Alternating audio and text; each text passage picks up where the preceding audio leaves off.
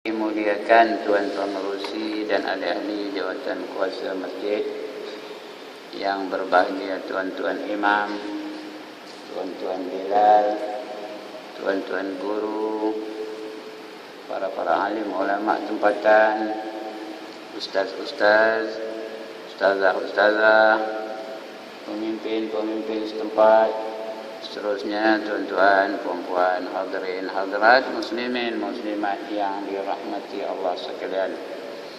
Alhamdulillah, setinggi-tinggi kesyukuran kita panjatkan kehadirat Allah Subhanahu wa taala, kerana pada malam ini Allah masih sayangkan kita. Allah kekalkan kita dalam keadaan bernyawa. Sudah 18 hari, 17 hari malam ni, atau malam ni 18 hari.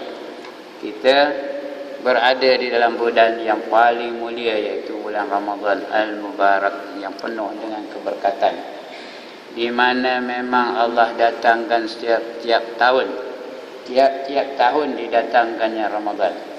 Sebulan lamanya dilatih kita supaya menjadi orang-orang yang bertakwa. Dilatih kita dengan banyak sembahyang, dilatih kita dengan melawan hawa nafsu, dilatih kita supaya banyak berlapar, dilatih kita supaya banyak berzikir, dilatih kita supaya banyak berjaga malam, dilatih kita supaya banyak apa? Bersabar dan sebagainya, semata-mata nak menjadikan kita orang-orang yang bertakwa. Kutiba alaikumus shiyam, kata Allah, diwajibkan ke atas kamu berpuasa, kama kutiba alal ladzina min qablikum, seperti mana diwajibkan ke atas umat-umat yang terdahulu daripada kamu. Ujungnya apa? La'allakum tattaqun, mudah-mudahan kamu menjadi orang-orang yang bertakwa. Ini tujuan Allah datang ke Ramadan, nak latih kita. Di hujungnya nanti diharapkan kita menjadi orang-orang yang bertakwa. Takwa ini adalah satu sifat yang paling penting yang perlu kita latih diri kita untuk memilikinya. Kita mesti memiliki sifat takwa. Kalau tak ada takwa, tiada jaminan dari Allah Subhanahu wa taala. Di dunia pun tidak ada jaminan, di akhirat pun tidak ada jaminan. Tapi kalau kita bertakwa, Allah jamin selamat kita. Dijamin Allah keselamatan kita di dunia dan juga di akhirat. Wallahu waliyul muttaqin, kata Allah. Allah menjadi pembela kepada orang-orang yang bertakwa. Di akhirat pun Allah jamin. Innal muttaqina fi maqamin amin fi jannatin wa uyun. Orang-orang yang bertakwa itu sentiasa berada dalam makam yang selamat. Mereka berada di dalam syurga-syurga yang terdapat air yang berpancutan. Itu pentingnya kita nak dapatkan sifat takwa. Baik, tuan-tuan dan puan-puan, bulan Ramadan ini juga bulan yang diturunkan satu perkara yang amat penting untuk kita, iaitu Al-Quranul Karim. Ini dia. Sebab itu kita malam ni kita baca sedikit ayat-ayat Al-Quranul Karim supaya kita faham apa yang terkandung dalam ajaran Islam. Kerana Al-Quran itu mengandungi perkara-perkara yang terdapat dalam ajaran Islam. Dan Ramadan juga melatih kita ni supaya banyak membaca Al-Quran. Bila kita baca Quran, barulah kita faham apa yang terkandung di dalam ajaran Islam. Baca, nanti kita akan jumpa satu ayat yang berbunyi, Al-yawma akmaltu lakum dinakum wa atmamtu alaikum ni'mati wa raditu lakumul Islam madina, kata Allah. Pada hari ini aku telah sempurnakan agama kamu bagi kamu, dan aku telah cukupkan nikmat aku untuk kamu, dan redalah aku Islam itu sebagai anutan bagi kamu. Ini Allah rakamkan dalam Al-Quran Karim yang diturunkan kepada kita di bulan Ramadan. Apa dalilnya?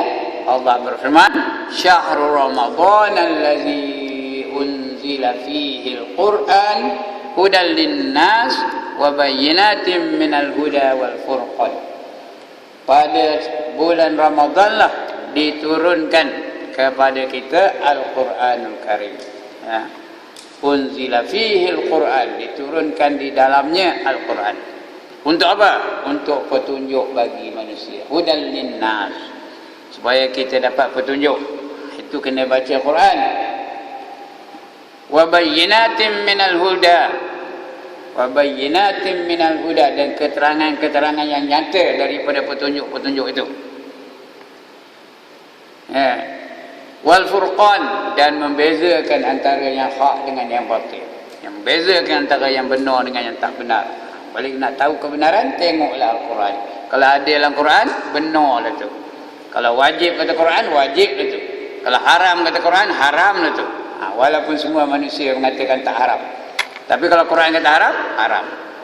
Kalau Quran kata tak haram, tak haramlah, walaupun manusia semua mengharamkannya. Itu dia Quran. Sumber utama kita ialah Al-Quranul Karim. Bila kita baca, kita akan dapati ayat yang saya baca yang tadi. Al-yawma akmaltu lakum dinakum wa atmamtu alaikum ni'mati wa raditu lakumul Islam madina, kata Allah. Pada hari ini aku telah sempurnakan agama kamu bagi kamu. Ini kata hudal linnas, ni petunjuk bagi manusia.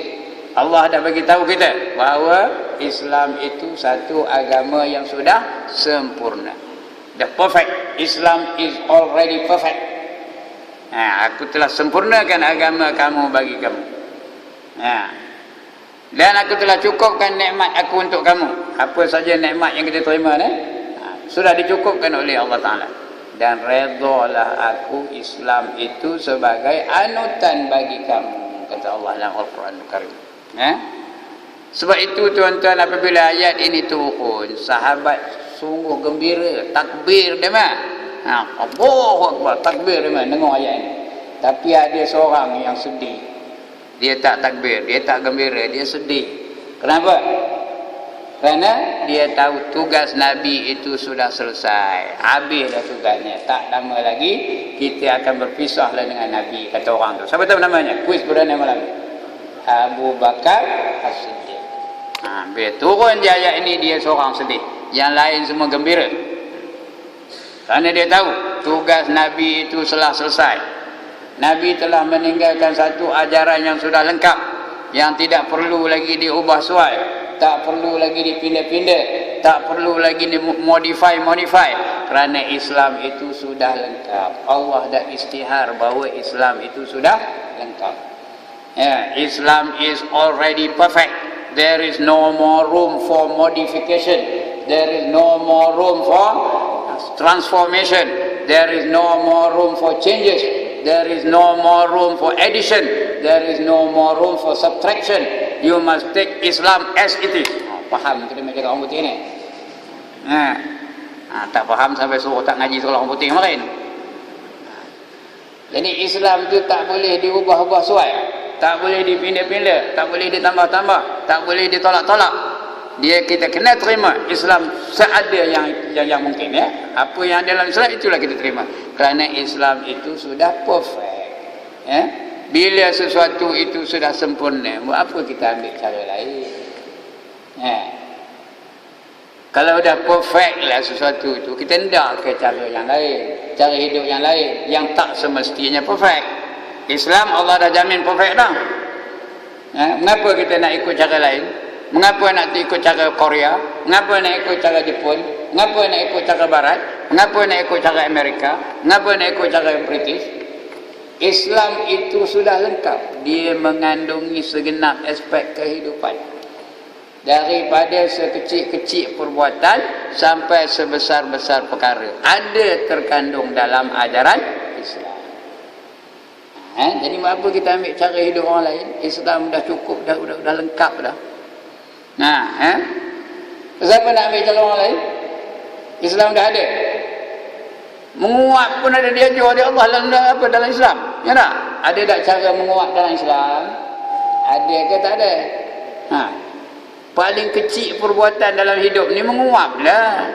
Ngangai aja mulut. Ada diajar di Allah Ta'ala cara menguap. Cara bersin ada tak?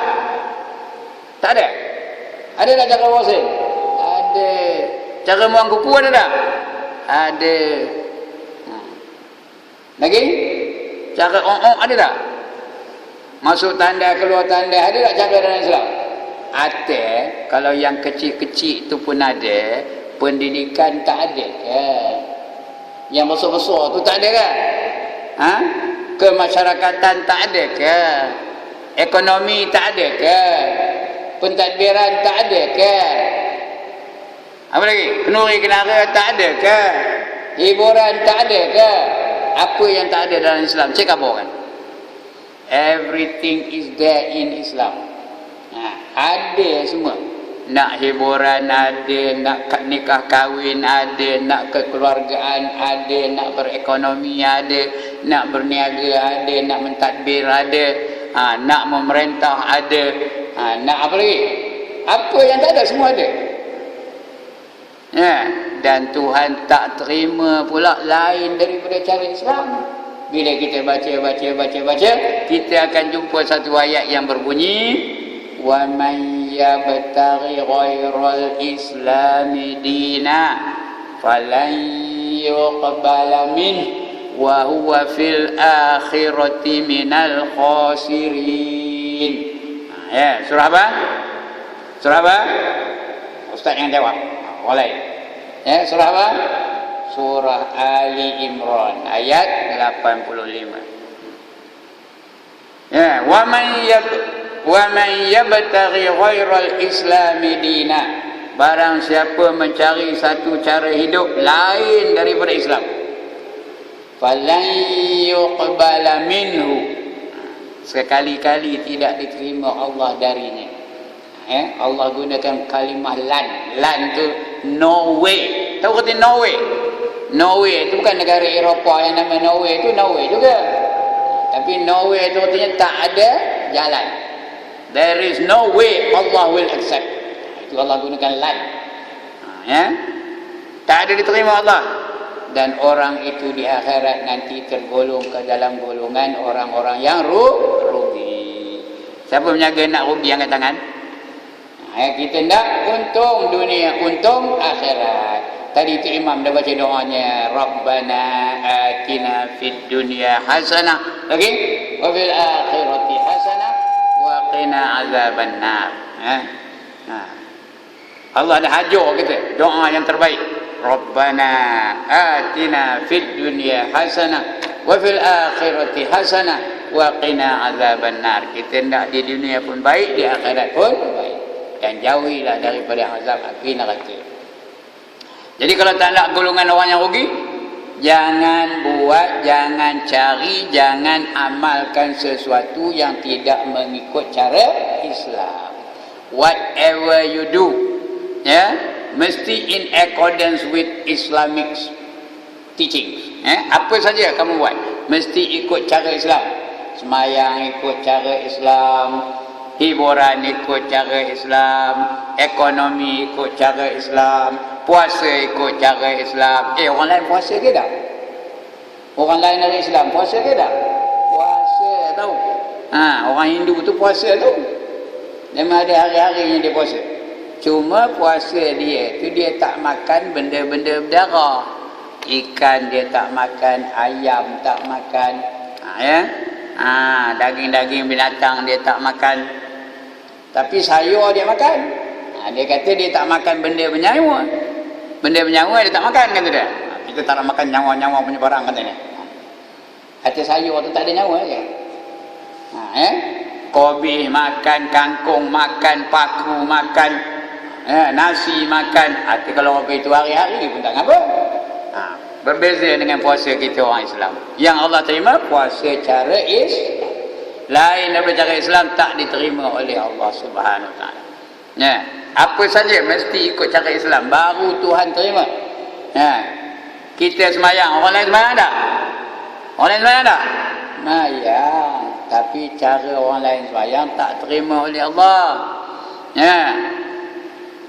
Tak diterima oleh Allah, Allah reject kalau cara orang lain.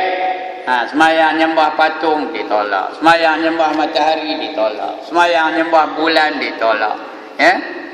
Semayang di gereja ditolak. Dia mesti ikut cara Islam. Bermula dengan takbiratul ihram dan disudahi dengan salam. Baru Tuhan terima. Jadi tuan-tuan dan puan, ya, kalau nakkan penerimaan dari Allah Ta'ala, we have got no choice. Kena pilih yang Islam. Kena pilih cara Islam. Kenuri kenara cara Islam. Kalau kenuri kenara tak ikut cara Islam, rugi je lah. 10,000 ngeluarkan duit menyewa kugiran, 10,000 lah dia habis rugi belanja beli tiket neraka. Dia ngawinkan anak, panggil kugiran, deng deng deng deng deng deng deng deng deng. Selamat pengantin baru, selamat bahagia, selamat apa masuk neraka. Ya. 10,000 habis duit tu, rugi dia masuk neraka lepas itu. Siapa hendak angkat tangan? Ya, inilah dia kalau tak ikut cara Islam. Tuan-tuan dan puan-puan, selain daripada itu Allah pesan lagi, kita ni nak amalkan Islam semua sekali, bukan boleh pilih-pilih. Apa saja yang kita buat, apa saja yang kita ikut, apa saja yang kita lakukan dalam hidup ini mesti ikut cara Islam. Apa kata Allah? Ya ayyuhallazina amanu dukhulu fis silmi kaffah wala tattabi'u khutuwatis syaitan innahu lakum aduwwum mubin. Suratul Baqarah aja ayat berapa entah tanya ustaz Hafiz belakang ni. Wahai orang-orang yang beriman, masuklah kamu ke dalam Islam itu kesemuanya sekali. Apa saja kamu buat mesti ikut cara Islam. Jangan kamu dengarkan kata-kata syaitan. Sesungguhnya syaitan itu bagi kamu adalah musuh yang nyata. Syaitan itu musuh kita, jangan didengarkan. Memanglah syaitan itu membisik-bisikkan kepada hati kita, janganlah kamu teruk benar, janganlah buat semua sikit-sikit, udahlah, mayang-mayanglah. Betul, ambil lah nombor ekor katanya. Itu syaitan ngajar-ngajar ya. Ya. Bila ada masa kita bacalah Quran, bacalah sedap-sedap dengan suara yang sedap. Lepas tu kita dangdut lah, apa salahnya? Sekali-sekala, tak apa kata. Itu yang dangdut ya. Dalam hatiku hanya ada kamu. Siapa ngajar tu? Setan lah nyuruh tu. Sedangkan Allah kata kamu mesti ikut Islam ke semua sekali dalam apa yang kamu lakukan dalam dunia. Karena tadi dah saya katakan, Allah hanya menerima pelakuan kita yang mengikut cara-cara Islam. Makan cara Islam itu yang diterima oleh Allah. Minum cara Islam diterima oleh Allah. Puasa cara Islam diterima oleh Allah. Kenuri kenara cara Islam diterima oleh Allah. Ekonomi cara Islam diterima oleh Allah. Akhlak cara Islam diterima oleh Allah. Apa saja. Pergaulan suami isteri ikut cara Islam diterima oleh Allah. Kalau tak ikut Islam tak diterima oleh Allah. Nampak tu tuan-tuan dan puan? Ini gunanya Al-Quran untuk kita. Dan Nabi pun dah pesan. Taraktu fikum amrain, kata Nabi. Aku tinggalkan kepada kamu dua perkara. Ma in tamassaktum bihima. Kalau kamu pegang teguh kepada kedua-duanya, lan tadhillu abadan. Kamu tidak akan sesat buat selama-lamanya. Tak boleh sesat kalau kamu ikut dua perkara. Apa dah? Kitab Allah, iaitu Al-Quran, dan was-sunnati, dan juga sunnah aku, sunnah Rasulullah. Sunnah Rasulullah tu menerangkan atau mentafsirkan perkara-perkara yang terkandung dalam Al-Quranul Karim. Kena ada hadis. Kerana Quran tu dia matan aja. Dia khabar matannya, wa aqimus solah, kata Quran. Tapi tak ada khabarnya. Macam mana nak sembahyang? Maka dirikanlah kamu sembahyang, kata Quran. Tapi tak ada khabarkan macam mana nak sembahyang. Nak tahu? Kena mengikut cara Nabi. Sallu kama ra'aitumuni usalli, kata Nabi. Kamu semayanglah mengikut mana kamu lihat aku semayang. Itu pentingnya hadis, jangan tolak hadis. Kerana kalau tak ada hadis kita tak tahu macam mana nak semayang, macam mana nak puasa, macam mana nak pergi haji, macam mana nak zakat. Kerana Nabi itu menjadi contoh untuk kita ikut, untuk kita tiru. Ini dia tuan-tuan dan puan. Itu gunanya Al-Quran dan juga hadis Nabi SAW. Kalau kita berpegang teguh kepada Quran dan hadis, kita tidak akan sesat buat selama-lamanya. You will not go astray forever and ever and ever. Tidak akan sesat. Ini dia gunanya Al-Quran Karim dan dan hadis Nabi sallallahu alaihi wasallam. Jadi kita kena buat semuanya ikut cara Islam. Tak boleh pilih-pilih. Jangan pilih-pilih. Ini ikut, ini tanda ikut, ini terima, ini tolak. Ini kita perjuangkan, yang ini kita menentang. Tak boleh. Kalau kita orang Islam mesti semuanya kita perjuangkan mengikut cara yang dikehendaki oleh Islam. Itu sebab dalam hidup ni bukan saja disuruh beriman, tapi kena berjuang. Beriman memang suruh beriman, tapi setelah beriman kena memperjuangkan perkara yang kita imani itu, nak diperjuangkan di tengah-tengah masyarakat biar diterima oleh manusia. Jadi sebab Allah kata, hal adullukum ala tijaratin tunjikum min azabin alim, kata Allah. Maukah kamu aku sebutkan satu perniagaan, satu cara, satu kaedah yang boleh melepaskan kamu daripada azab yang pedih? Ndak komen aku kaburkan macam mana supaya lepas dari azab yang pedih. Ndak ke tak nak. Udah diam je demi ni. Ndak ke tak nak. Ndak. Apa dia? Tu'minuna billahi wa rasuli. Kamu beriman dengan Allah dan beriman dengan Rasul. Apa itu? Wa tujahiduna fi sabilillah. Hendaklah kamu berjuang di jalan Allah. Bi amwalikum wa anfusikum. Dengan harta-harta kamu dan juga dengan diri-diri kamu. Zalikum khairul lakum in kuntum ta'lamun. Itulah yang lebih baik bagi kamu jika kamu mengetahuinya. Jadi nak diamalkan, lepas itu kita perjuangkan di tengah-tengah masyarakat. Cara Islam, apa saja yang kita buat tu mesti ikut cara Islam. Nak diperjuangkan. Jangan ini diperjuangkan, yang ini ditinggalkan. Yang ini kita sokong, yang ini kita menentang. Asal di ajaran Islam, kita kena ikut kesemuanya sekali. Ini perintah Allah ni ya tuan-tuan. Ada ayatnya. Allah nyuruh ikut semua sekali. Innama kana qaulal mu'minin idza du'u ila Allah wa rasulih liyahkuma bainahum ay yaqulu sami'na wa ata'na. Kata Allah dalam surah An-Nur ya. Innama, sesungguhnya, qaulal mu'minin, perkataan orang-orang yang beriman itu, idza du'u ila Allah wa rasulih, apabila diseru mereka kepada Allah dan Rasulnya, liyahkuma bainahum, untuk melaksanakan sebahagian daripada hukum hakamnya, ay yaqulu sami'na wa ata'na, bahawasanya sesungguhnya mereka berkata kami dengar dan kami patuh. Itu kita orang beriman. Kena amalkan Islam itu kesemuanya sekali. Tak boleh yang ni tinggal, yang ni buat, yang ni menentang, yang ni sokong. Tak ada.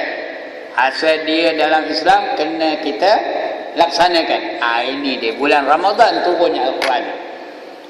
Supaya kita ikut apa yang dikehendaki oleh Allah Subhanahu Wa Taala. Jangan buat sekat-sekat je. Mayang ikut Islam, akhlak ikut orang kafir, pakaian ikut orang kafir, puasa ikut orang Islam. Tak boleh. Apa akan jadi kalau kita melakukan itu? Kalau kita buat sekat-sekat, ini ikut Islam, ini tolak, yang ini terima, yang ini tanda, yang ini buat, yang ini tinggalkan. Apa akan jadi kalau kita ambil Islam hanya di sudut-sudut tertentu saja? What are the consequences if you practice Islam in part only? Ini buat, ini dah. Allah dah bagi amaran awal-awal lagi dalam suratul Baqarah. Apa kata Allah? Afatu'minuna bi ba'dil kitabi wa takfuruna bi ba'd. Fama jazaa'u man yaf'alu zalika minkum illa khizyun fil hayatid dunya wa yaumal qiyamati yuradduna ila asyaddil azab wa ma Allahu bighafilin amma ta'malun, kata Allah. Apakah kamu beriman kepada setengah kitab dan kamu kufur kepada setengah yang lain? Ayat ini sebenarnya awal-awalnya ditujukan kepada Yahudi. Orang Yahudi, orang Bani Israel itu mula-mulanya mereka beriman kepada setengah kitab dan tidak beriman kepada setengah daripada kitab Taurat tu. Adakah kamu pun kopi itu juga, kata Allah. Bukan makna tak relevan di zaman kita. Walaupun ayat ini sebenarnya untuk orang Yahudi, tapi bukan makna tak ada kena-mengena dengan kita. Masih lagi relevan dengan akhir zaman, ya. Itu yang Allah bagi amaran bagi kita. Kamu beriman kepada setengah kitab ke, ataupun kamu kufur kepada setengah yang lain. Kamu terima setengah, tolak setengah, buat setengah, tinggalkan setengah. Kamu tu kopi itu ke, kata Allah. Faman ya'mal zalika minkum, tidak ada balasan. Fama jazaa'u man yaf'alu zalika minkum, tidak ada balasan bagi mereka yang membuat demikian, yang berbuat demikian, illa, melainkan khizyun fil hayatid dunia, hina dalam kehidupan di dunia. Wa yaumal qiyamah, dan di hari akhirat nanti, di hari kiamat nanti, yuradduna ila asyaddil azab, dia akan dikembalikan kepada azab yang sangat pedih. Wa mallahu bighafilin amma ta'malu, dan Allah tak pernah alpa dengan apa yang kamu buat di dalam dunia ini. Jadi Allah janjikan dua perkara. Kalau kita hobi itu setengah buat, setengah tinggal, amalkan Islam, suku-suku aja semayang ikut Islam, pakaian tak ikut Islam, puasa ikut Islam, akhlak tak ikut Islam, kita buat suku-suku aja. Kamu akan dijanjikan dua perkara. Pilih hendak yang mana?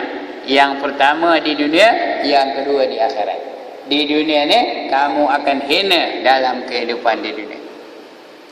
Di akhirat kamu akan dikembalikan kepada azab yang amat pedih. Kita tak cerita tentang akhirat.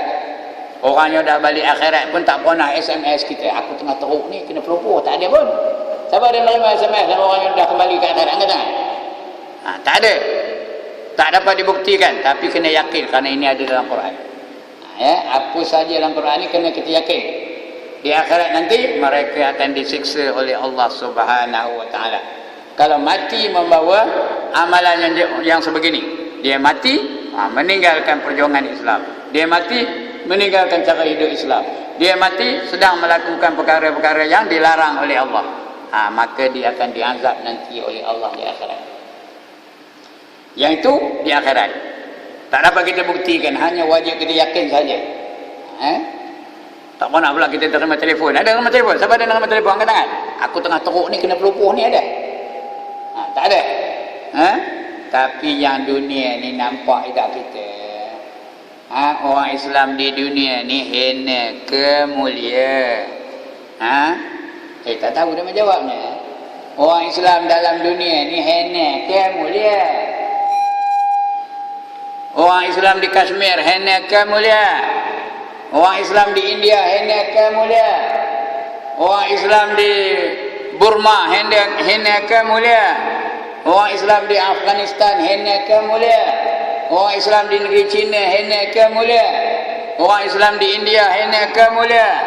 Orang Islam di negara Thai hina ke mulia, di selatan Thai?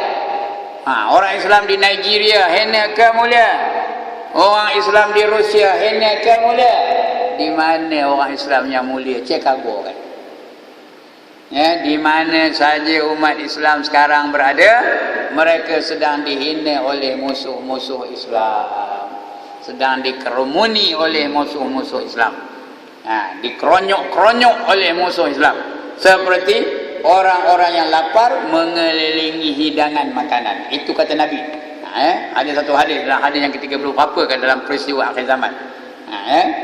Ada satu hadis bahawa akan berlaku nanti di akhir zaman, umat Islam sedang dikeronyok-keronyok oleh musuh-musuh Islam, seperti orang-orang lapar yang mengelilingi dulang yang berisi makanan.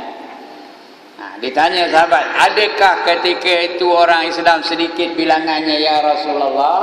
Jawab Nabi, tidak. Sedangkan mereka pada ketika itu ramai sekali. Tetapi ramainya seperti buih di lautan. Macam buih saja. Kuat ke tak kuat buih tu? Allah, dia minta orang tak tahu apa benda buih. Kuat ke tak kuat buih tu? Mana kuatnya? Buih berlaga dengan kapal, siapa menang? Kapal ke buih? Buih berlaga dengan rakit, siapa menang? Rakit ke buih? Buih berlaga dengan sampan, siapa menang? Sampan ke buih? Tu salah sampan. Buih berlaga dengan lidi, siapa menang? Lidi tu anut, kita ada buih, dia masuk dalam buih, siapa menang? Buih ke lidi? Dengan lidi pun dia kalah. Itulah dia umat Islam hari ini. Di mana-mana saja sedang dihina. Di Burma umat Islam sedang dibunuh beramai-ramai, bukan seorang berdua dibunuh tau. 500, 600 dibunuh orang Rohingya tu oleh orang-orang Burma. Orang Islam nengok aja, royak aja, tapi tak boleh nak buat apa. Di Palestin hari-hari dibunuh oleh orang Yahudi. Di China ada satu daerah di China tu, Zhangjiao nama daerahnya. Orang Islam nak puasa pun tak bagi dah. Siapa puasa bulan Ramadan ni ditangkap oleh polis, polis tu baringkan dia, dicorah hayo dia kata, dipaksa minum. Begitulah kejamnya orang kafir terhadap orang Islam. Begitu juga berlaku di Nigeria, negara Afrika. Sekali dibunuh oleh orang Islam, tahu berapa orang? Bukan 2 orang, 2,000 dibunuh oleh mereka. Ini sedang berlaku kejap ni, at this moment, now, al-an. Dia sedang berlaku sekarang ni. Mengapa Allah hinakan kita? Mengapa begitu hina umat Islam? Kerana kita amalkan Islam di sudut-sudut tertentu sahaja. Memang sengaja Allah nak hinakan kita. Kerana kita tak amalkan Islam keseluruhannya. Kerana kita tak faham. Kita ingat Islam tu hanya mayang, puasa, zakat, haji. Yang lain tak ada kena-mengena dengan Islam. Kehidupan ni tak ada kena-mengena dengan Islam. Penuri kenara tak ada kena-mengena dengan Islam. Akhlak tak ada kena-mengena dengan Islam. Pendidikan tak ada kena-mengena dengan Islam. Maka sebab itu sekarang kita sedang menghadapi kehinaan di dalam dunia ni. Di akhirat nanti akan disiksa oleh Allah Subhanahu wa ta'ala. Jadi kalau nak lepas dari kehinaan tu, kena kembali kepada Islam in every aspect of life. Apa kata Allah? Duribat alaihimuz zillatu aynama suqifu illa bihablim minallah wa hablim minan nas, kata Allah. Surah apa? Surah Al-Imran ni, akan ditimpa kehinaan di mana saja mereka itu berada. Mereka itu umat Islam lah. Di mana saja mereka akan ditimpa kehinaan, kecuali mereka menghubungkan diri dengan Allah dan menghubungkan diri sesama manusia, baru lepas dari kehinaan. Jadi tuan-tuan dan puan-puan, kita tak ada pilihan, kena kembali kepada Islam in every aspect of life. Barulah kita keluar daripada kehinaan dunia, dan di akhirat tidak ada kita kena azab lagi.